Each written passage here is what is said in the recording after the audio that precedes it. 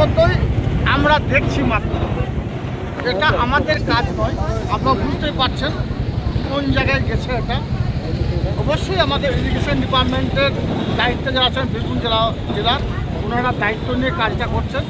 যে technical part সর্বতই technical mechanical যারা আছেন তারা এই কাজটা দেখছেন তদারকির সঙ্গে। আর এটা একটা বুঝতে পারছেন আমাদের বীরভূম জেলার রামপুরহাট সাব ডিভিশনের সঙ্গে সিউড়ির একটা মেন কানেক্টিং, সেই কানেক্টিংটা বর্তমানে বিচ্ছিন্ন হয়ে গেছে, আমাদের সঙ্গে দূরে সরে গেছে।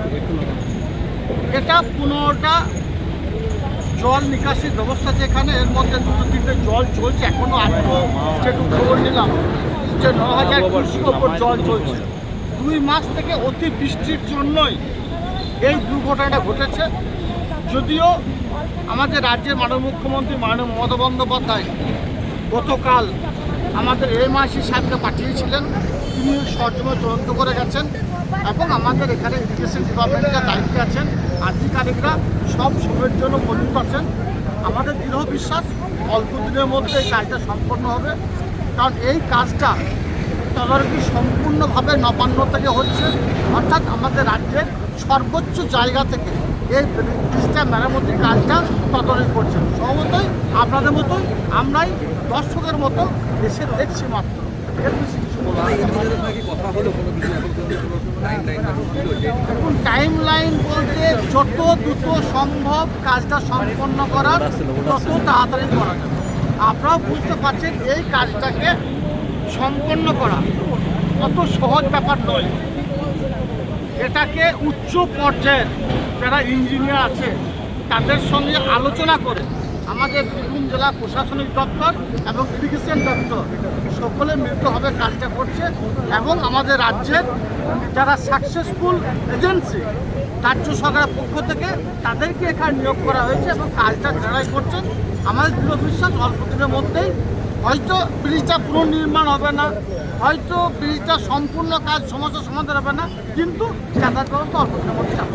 একজন অভিভাবক বললেন যে স্কুলে তার বাচ্চারা যেতে পারছে না, সেক্ষেত্রে কোনো ব্যবস্থা? দেখুন, এটা আমরা টপিক পুলিশের সঙ্গে কথা বলবো, যিনি দায়িত্ব তাদের সঙ্গে কথা বলবো, কারণ এটা পুরো ম্যানেজমেন্ট করছেন আমাদের বীরভূম জেলা পুলিশ প্রশাসন। স্বভাবতই পুলিশ প্রশাসনের সঙ্গে কথা বলে এটার বিকল্প যদি কোনো রাস্তা পাওয়া যায় সেটা অবশ্যই বের করার চেষ্টা করবো। কারণ আমরা ভালো করে জানেন যে উনি যে বাচ্চাদের কথা বলছেন সেই বাচ্চাগুলোকে এই ব্রিজের উপর দিয়ে কোনো যানবাহন করে নিয়ে যাওয়াটাও কিন্তু রিস্কের ব্যাপার। স্বভাবত সে ঝুঁকিপূর্ণ জায়গায় নিশ্চয়ই পুলিশ প্রশাসন নিতে চাইবে না। যদি নেওয়া সম্ভব হয় পুলিশ প্রশাসনকে আমিও রিকোয়েস্ট করব যে বাচ্চাগুলো পায়ে হেঁটে না গিয়ে যদি টোটো বা অটো করে নিয়ে যাওয়ার কোনো ব্যবস্থা করা যায় সেটা দেখার জন্য আমি। আচ্ছা, আরেকটা অভিযোগ উঠছে যে এই ব্রিজের উপর দিয়েই ভারী যানবাহন পাথর বোঝাই নাম্বার চলছে, অথচ কোনো যাত্রীবাহী বা কোনো কিছু গাড়ি কেটে দেওয়া। দেখুন, এখন পর্যন্ত আমাদের নজরে ঠেকেনি। আপনাদের কাছ থেকে জানতে পারলাম যে রাতের অন্ধকারে এই ব্রিজের উপর দিয়ে অনেক ভারী যান চলাচল যাচ্ছে, যদিও সেটা উচিত নয়, কাম্য নয়। আমি এ বিষয়ে জেলার সর্বোচ্চ প্রশাসনিক কর্তা বা পুলিশ প্রশাসনের কাছে সর্বোচ্চ দায়িত্ব যিনি আছেন তার কাছে বিষয়টা উপস্থাপন করব এবং আশা করি আগামী দিন থেকে এই ধরনের কাজ এখানে হবে না। এত নজরদারি থাকা সত্ত্বেও কীভাবে যাচ্ছে অভিযোগ উঠছে, এর সত্যতা এখনও যাচাই করা হয়নি। আপনাদের কাছ থেকে অভিযোগটা পেয়েছি, আমি যেখানে জানানোর সেখানে অভিযোগটা আমি জানাবো। কৌশিকী অমাবস্যা আছে, কোনো বিকল্প রাস্তা চিন্তা ভাবনা করা হয়েছে?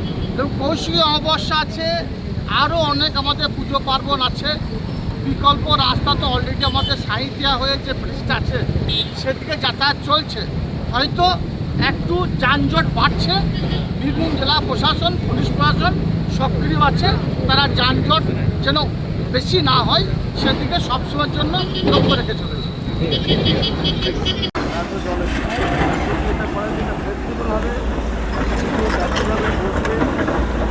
এটা আবার ওগুলোকে সারা বর্ষার মধ্যে মেনটেন করতে হবে।